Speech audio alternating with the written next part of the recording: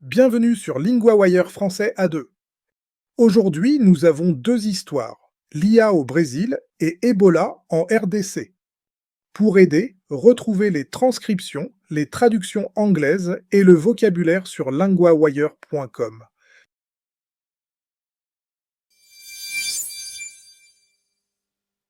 Au Brésil, l'État lance un grand projet pour l'IA.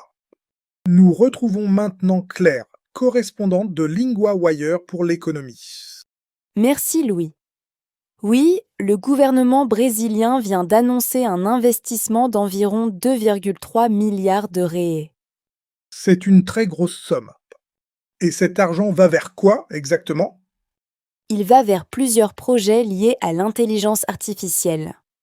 Une partie finance une infrastructure de supercalcul. Elle sera à Rio de Janeiro. Donc on parle de machines très puissantes. Qui travaille sur ce projet à Rio? Le projet se fait avec deux entreprises chinoises, Huawei et iFlyTech. Le gouvernement dit que cette infrastructure servira surtout aux grands modèles de langage. Elle servira aussi à des usages plus précis. Je vois, donc ce n'est pas un seul outil. C'est une base pour plusieurs services. Et le reste de l'argent, il sert à quoi? Environ 1 milliard de réais va à un appel d'offres. C'est pour un autre superordinateur.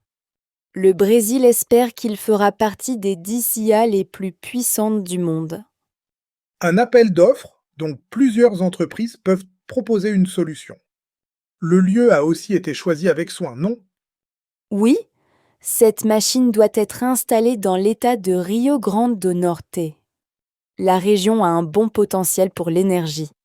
C'est important pour un système qui consomme beaucoup d'électricité. C'est un détail concret. On comprend mieux le choix.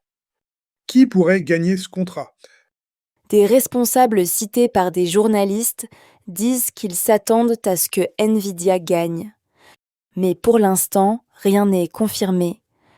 Donc il y a une attente, mais pas encore de décision finale. Pourquoi le gouvernement veut-il répartir les projets entre des sociétés américaines et chinoises? Le gouvernement dit que sa stratégie est de ne pas dépendre d'une seule entreprise. Il veut aussi éviter une seule technologie. Il veut éviter un seul pays. Ah oui, c'est aussi une question de choix politique. Et dans le contexte international, ce choix est sensible, ça? Oui, la Chine est déjà le principal partenaire commercial du Brésil. Les États-Unis restent, eux, la plus grande source d'investissement étranger. Le Brésil essaie donc de garder un équilibre. Merci, c'est très clair. On voit bien ce jeu d'équilibre.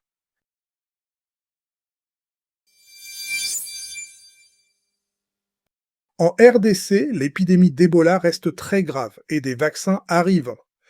Nous retrouvons maintenant Hugo, correspondant de LinguaWire pour la santé. Merci Louis. Oui, l'OMS annonce 70 000 doses du vaccin Ervebo pour la RDC. C'est une aide importante.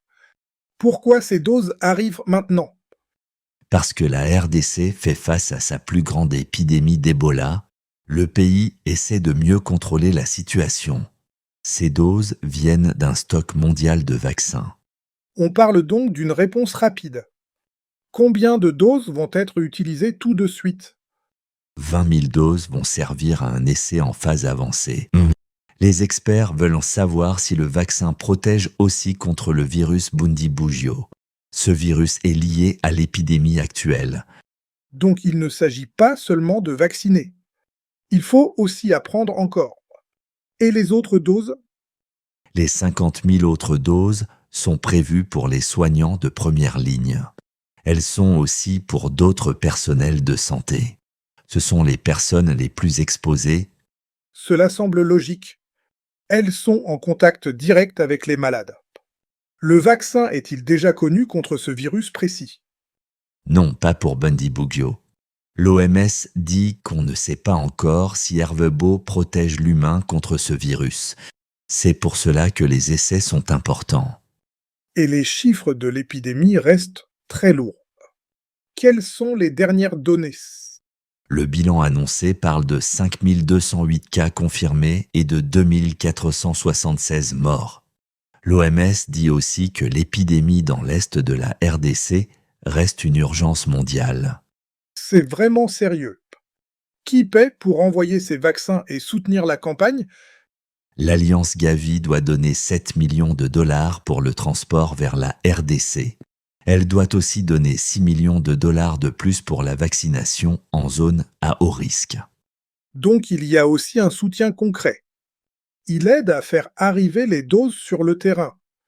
Que font les autorités avec leurs partenaires? Elle renforce la surveillance, les soins sûrs et la sensibilisation dans les communautés. L'idée est de repérer plus vite les cas. Elles veulent aussi protéger les personnes vulnérables. On sent bien que la réponse cherche à aller plus vite que le virus.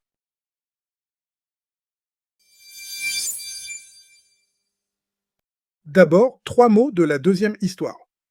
Le premier mot est dose, féminin.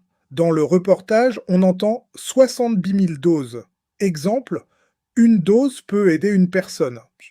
Le deuxième mot est soignant, masculin. Dans l'histoire, on entend les soignants de première ligne. Exemple, le soignant porte des gants propres. Le troisième mot est vulnérable, adjectif. Dans l'histoire, on entend les plus vulnérables. Exemple, cette famille est vulnérable après l'inondation. Maintenant, une structure utile, on ne sait pas si. On l'utilise quand une chose n'est pas encore certaine. Exemple 1. L'OMS dit qu'on ne sait pas encore si Hervebo protège. Exemple 2. On ne sait pas si la machine sera prête à temps. Répétez, on ne sait pas si.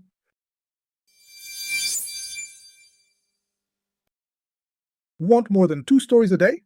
Sign up at linguawired.com for the free daily digest. 4 short stories in French with English translations, matched to your level, in your inbox every morning. Set up your free subscription at linguawired.com.